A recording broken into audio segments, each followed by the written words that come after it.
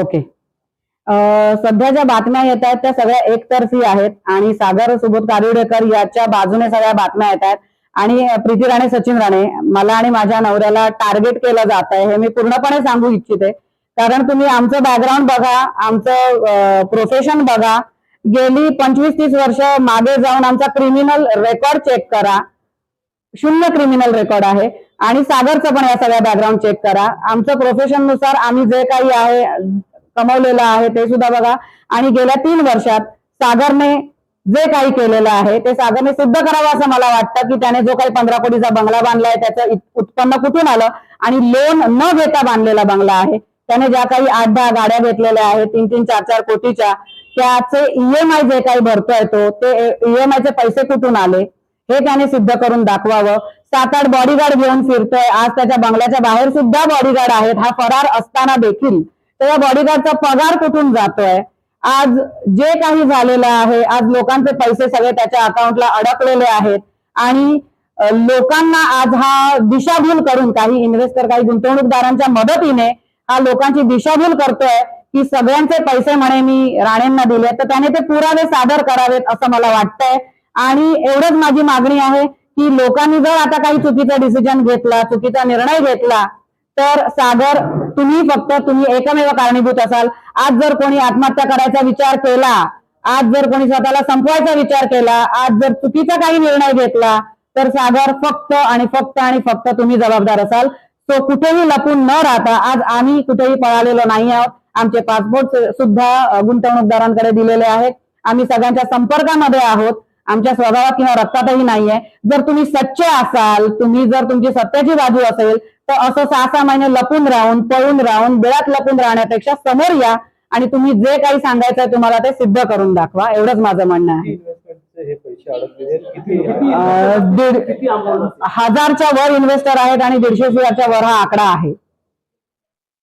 एखादा आपला माणूस आपल्या समजुतीचा गैरफायदा घेतो, त्यानंतर कितपत हा तुम्हाला त्रास झाला या सगळ्या गोष्टीचा? गेल्या 10 महिन्यामध्ये शारीरिक त्रास, मानसिक त्रास आणि आर्थिक त्रास सुद्धा झालेला आहे. गेल्या 10 महिन्यामध्ये आज आम्हाला नवरा बायकोचा 1ही रुपया इन्कम नाहीये. फक्त आम्ही ह्या लोकांना फेस करतोय, लोकांच्या संपर्कात त्यांचे कॉल उचलतोय, लोकांना फेस करतोय आणि गुड फेथ मध्ये सुद्धा आम्ही काही ना काही फुलाची पाकळी देण्याचा प्रयत्न करतोय. हे देता देता देता देता आम्ही आता संपत आलोय तरी सुद्धा हा सागर कारवडेकर बिळातनं बाहेर आलेला नाहीये. जो म्हणत होता की मॅडम तुम्ही तुमचे पैसे पुढे करा, माझे आले का मी येतो. आता याच्या बॅकस्टेज कंपन्यांमध्ये पैसे आहेत अडकलेले. बँगलोरची कंपनी, अहमदाबादची आहे, गुजरातच्या कंपनीमध्ये पैसे अडकलेत. आता ह्या कंपनीमध्ये कुठे पैसे अडकलेत आणि या कंपन्यांचे मालक नक्की कोण आहेत याचाही पाठपुरावा घेतला पाहिजे असं मला वाटतं आणि लोकांचे पैसे देण्यात यश मिळालं पाहिजे. पोलिसांकडे तक्रार आपण दाखल केलेली आहे, इथपर्यंत कारवाई आता पुढे आलेली काय माहिती आहे? आम्ही जेव्हा जेव्हा जातो तेव्हा हेच सांगतो की सागरला शोधून आणा, कारण आम्ही समोरच आहोत. आम्हाला फोन केला 10व्या मिनिटाला आम्ही हजर राहतोय. तो कुठेतरी आम्ही सागरला पकडून येण्यासाठी आम्ही हेही सांगितलं आम्ही हवा तेवढा खर्च करू, आम्ही आमची गाडी घेऊन येतो आम्ही त्याला पकडण्यासाठी, किंवा तुम्हाला एका क्षणात जर सावंतवाडीला जायचं असेल आम्ही प्लेनचं तिकीट काढून देतो. आणखी काय मदत हवी असेल ती घ्या. रात्री 2-3 वाजता उठून बोलवलं तरी आम्ही येतोय त्याला पकडायला. तुम्हाला हवी ती आम्ही मदत करायला तयार आहोत तुमच्या इन्व्हेस्टिगेशन दरम्यान. पण फक्त सागर कारवडेकरला समोर आणा आणि सत्य परिस्थिती जाणून घ्या की नक्की तो ट्रेडिंग कुठे करायचा, त्याचे पैसे त्याने कुठे गुंतवलेले आहेत आणि हे पैसे लोकांचे नक्की सेफ आहेत आणि ते कशा पद्धतीने तो देणार आहे.